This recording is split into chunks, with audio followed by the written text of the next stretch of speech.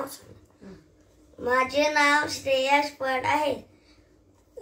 आज आपला राष्ट्रध्वज प्राणाहूनही प्रिय असे हा आम्हा तिरंगी झेंडा. 3 रंगांचे अर्थ शोधणे पाठीवरती मांडा. त्यात शौर्य आणि क्रांतीचा पाठ केशरी सदा द्यायचा. रंग पांढरामध्ये झळकता मने मनातून हवे शांतता. हिरव्याची तर एकच आशा समृद्धीने नटवा देशा. प्रगती नाही गती वाजनी जाणून घ्या चक्रामधून. 3 रंगांचे गती